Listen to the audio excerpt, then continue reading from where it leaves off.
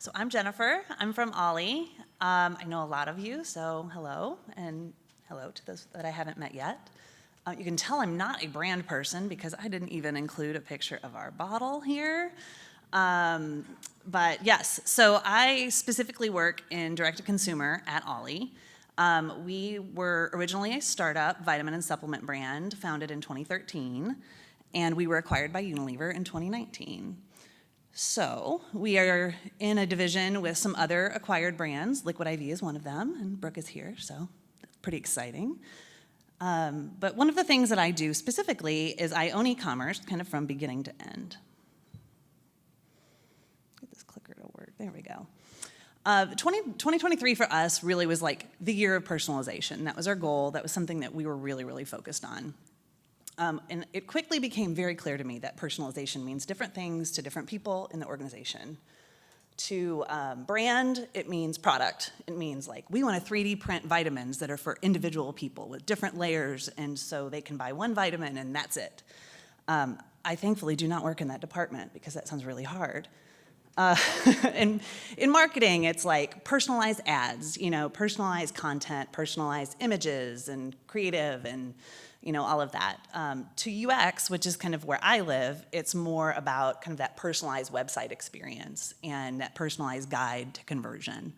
And to logistics, which is also something I own, it's really like that personalized unboxing experience.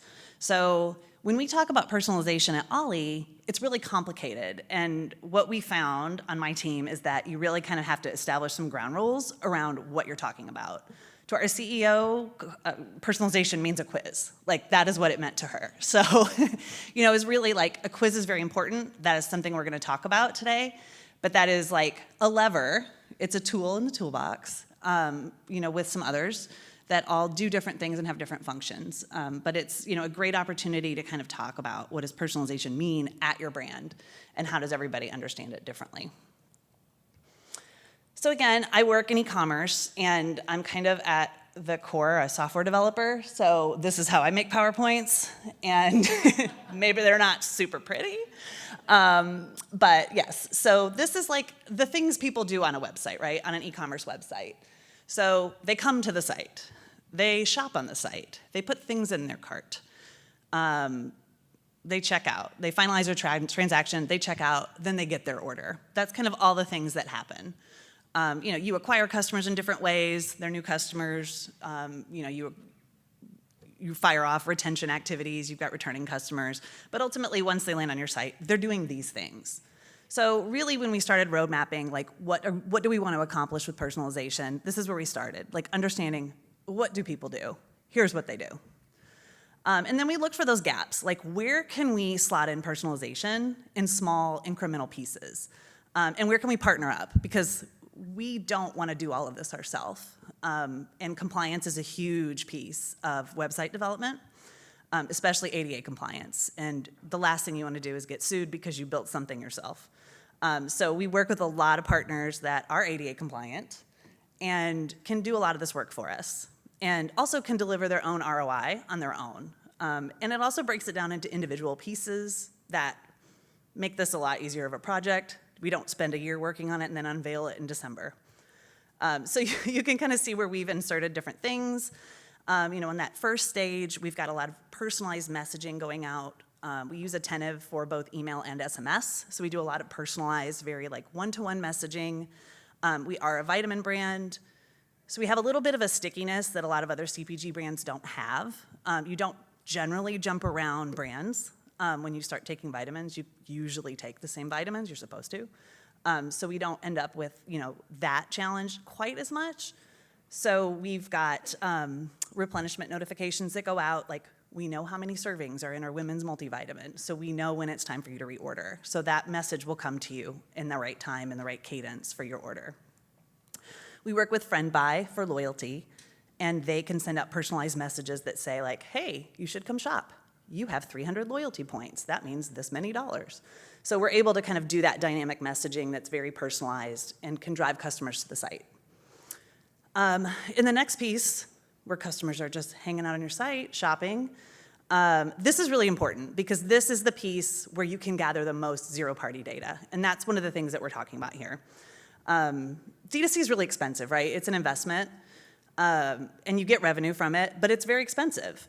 And zero-party data is one of the things you get from it that is something you really can't get anywhere else. And these are two partners that we work with that are biggest generators of zero-party data. So Jebbit is our software that we use for quizzes. And it's easily the best way to get that zero-party data. Like, remember surveys?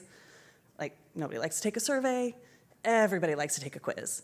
So this is really, hands down, the easiest way to just directly ask customers what you want to know. Like, do you have a hard time sleeping? What do you do when you have a hard time sleeping? Like, you know, I mean, there's just so many questions you can ask about their need states. You know, like, do you have concerns about your hair? Do you have concerns about your skin?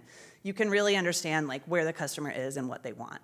It's great for product development. It's great for bundle building. Like, there's so many things you can do with this data that you can feed back into your CRM. That can help you build segments, that can help you build personas if you're into persona building. We have, that's like a big thing that we do a lot, is really kind of constantly evolving our customer persona, and a lot of that data comes from here. I'm gonna talk a lot more about Jebbit in a minute, but I can kind of breeze through the rest of these really quick. Storyly is another little website customization tool that we have. It's kind of like the old Instagram feed, but then some. But you can create a lot of like little micro surveys and little this or that and little fun things that you can do on site that are really easy and fun.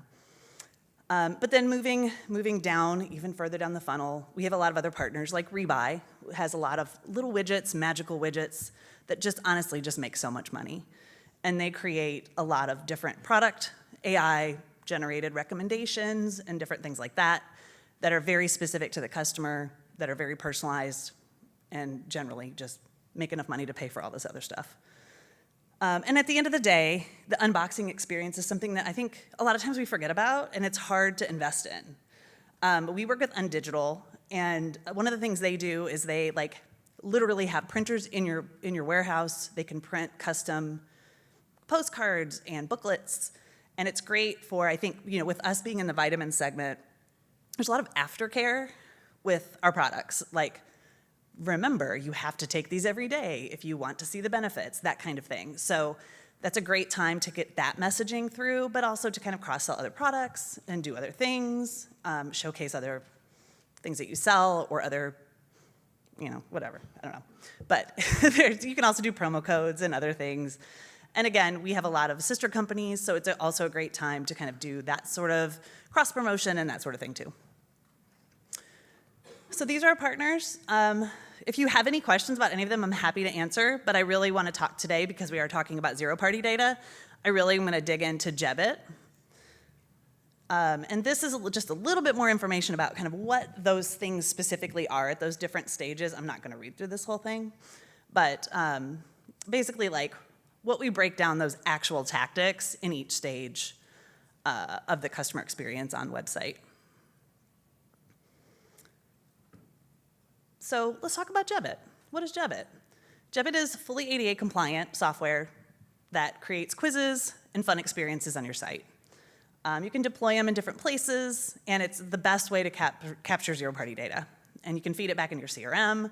You can do all kinds of things with it. You can, like I said, you can build segments. And generally, you can just really learn things about your customers that you will not be able to ever learn in a survey, because they're not that fun. And these are fun.